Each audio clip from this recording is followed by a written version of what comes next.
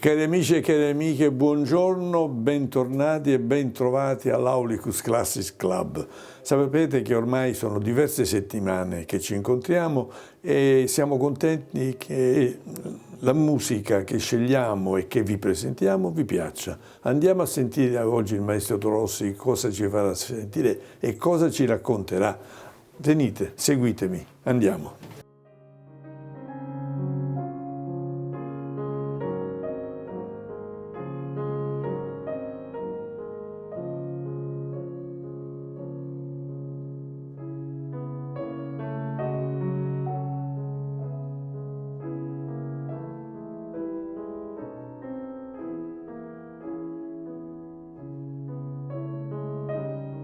Eccoci qua quindi, nuovamente.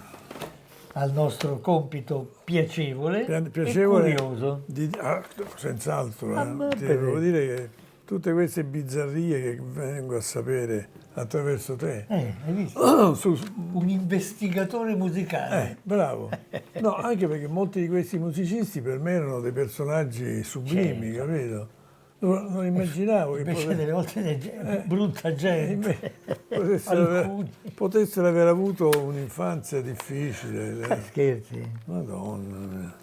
E Janacek invece ti dice qualcosa? Janacek mi dice poco perché è uno abbastanza, diciamo così, meno importante, meno in rilievo nella storia della musica e non ha avuto una storia particolarmente né drammatica, però ci sono dei punti che adesso vado a raccontarti in cui il poveretto se la passava male anche lui.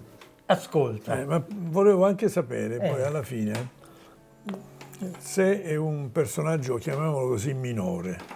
È un po' un personaggio. Ecco, per minore, quale motivo poi invece ha avuto un suo posto al punto tale che si fanno... mi hanno proposto questo disco delle opere di Janacek. Allora, intanto perché lui rappresenta la musica di una nazione che fino a questo momento, al suo momento, non aveva dato dei grandi compositori e quindi emerge, no? Certo. Come i compositori della scandinavi, che sono pochi, allora anche se non sono... Ma se tu vai a Vienna, lì ci sono tutti lì, da Mozart a Beethoven, allora venire fuori in quell'ambiente è più difficile. complicato. L'ambiente più provinciale. Più... E lui veniva da?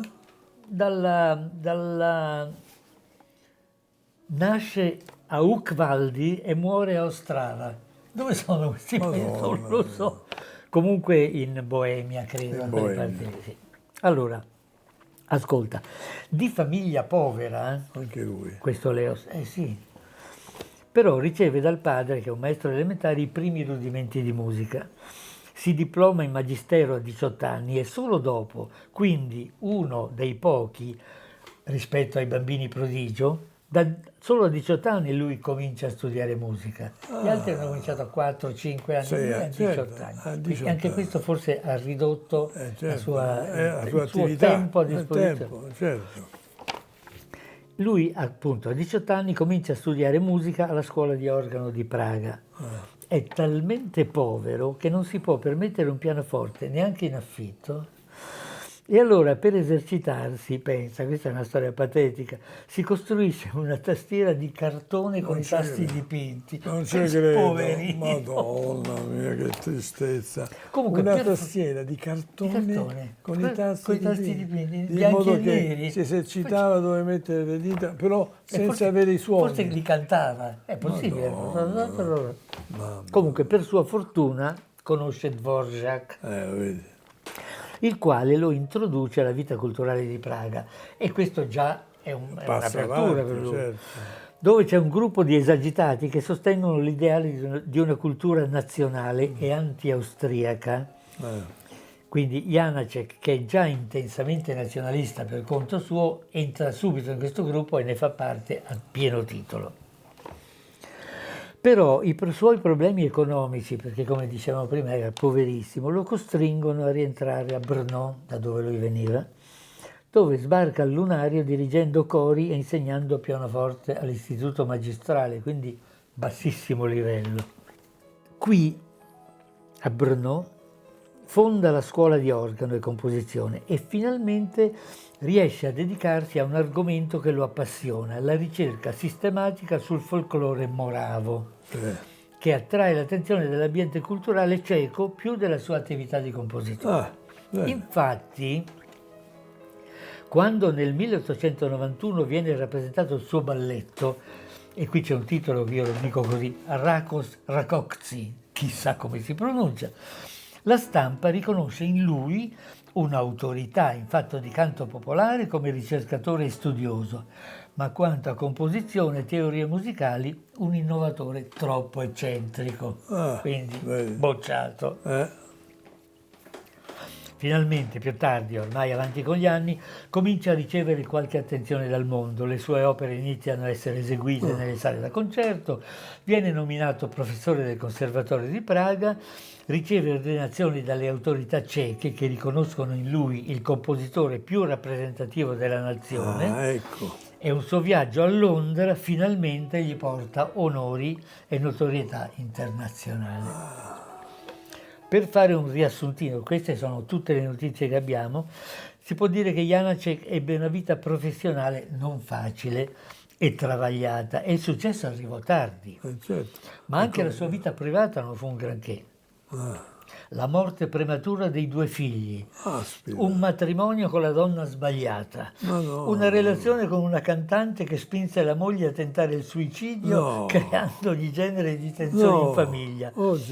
Aspetta, un amore tardivo per una ragazza molto più giovane di lui. Grave errore. Insomma, un pasticcio di vita, faticosa, scomoda, infelice e sempre senza uno spiraglio di gioia e soprattutto di leggerezza. Povero Janacek, questo ci rimane da dire. Signori miei, ma che cosa terribile. E questo è tutto che abbiamo. Che vita infelice. Questo tornava con la tastiera di cartone e poi faceva do, re, mi, e poi quando cambiava ottava, non so. Madonna mia. Questo è tutto. Vabbè, allora adesso facciamo la pausa e poi dopo affronteremo il discorso.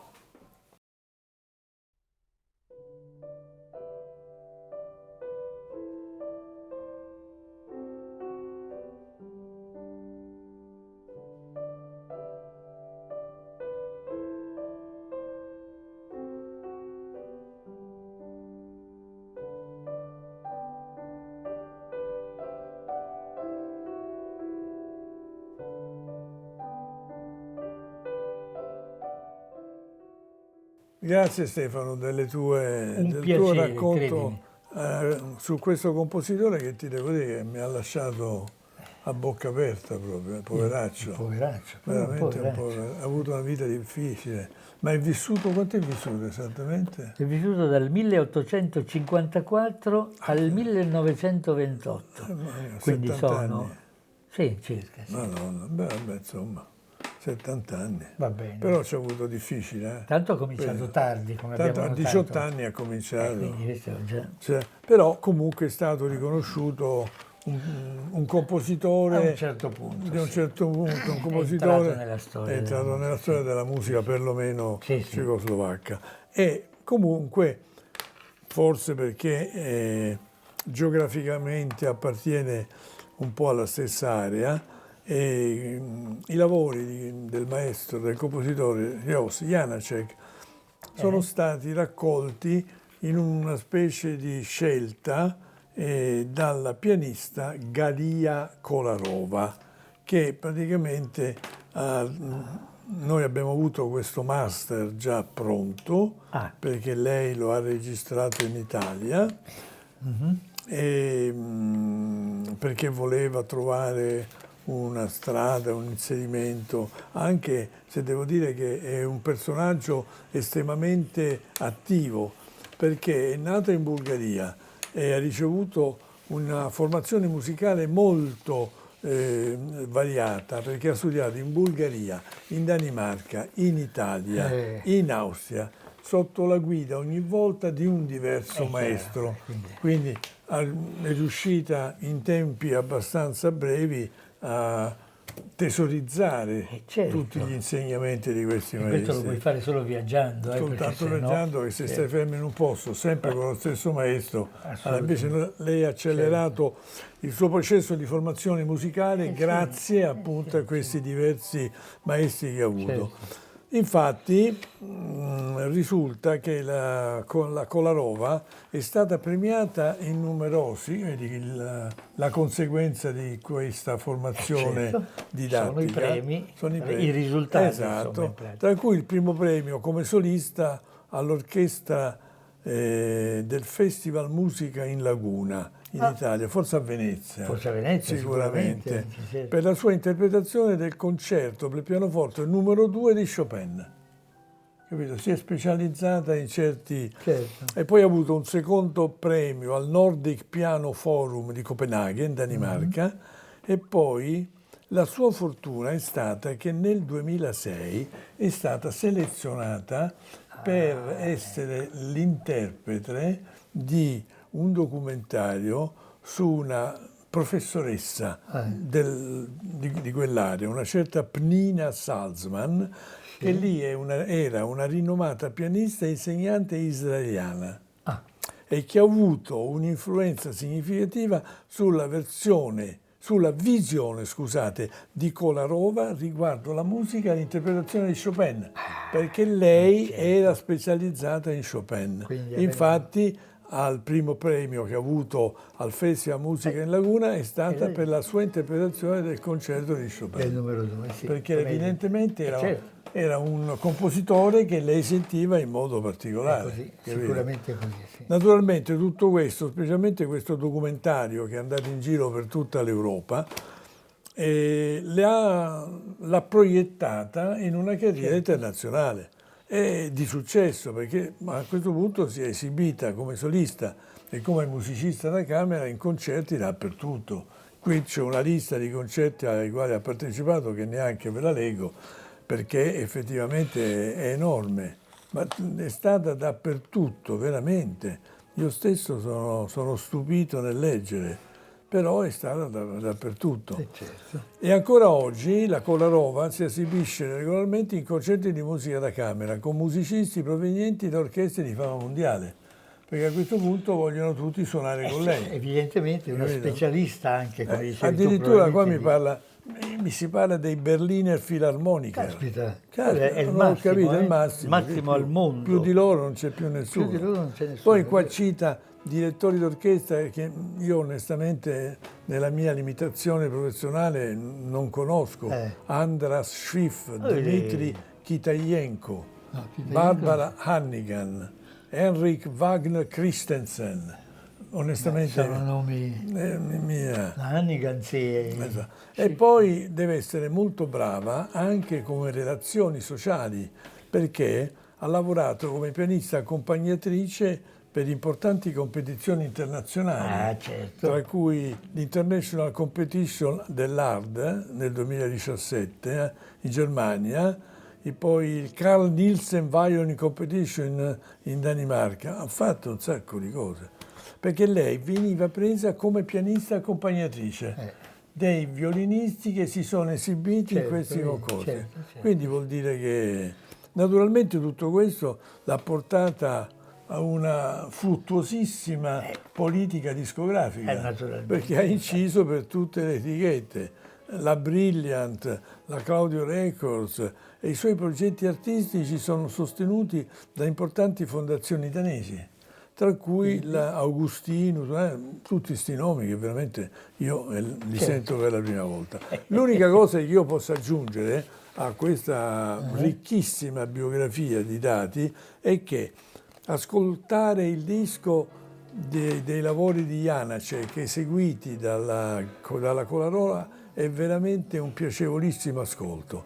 Lei è molto brava, si sente che ha alla base una formazione classica importante, anche da un punto di vista tecnico, e poi, devo dire, interpretativo. È veramente brava. Adesso Janacek io l'ho sentito soltanto eseguito da lei, quindi non posso fare confronti. Comunque vi posso raccomandare senz'altro l'ascolto di questo disco, che è la strada migliore per cominciare a conoscere i lavori di questo compositore. Allora, grazie di tutto, Stefano, e comunque a presto che ci rivediamo. Ringrazio anche voi perché ci avete ascoltato e sono sicuro che avete apprezzato tutte le cose che vi abbiamo detto.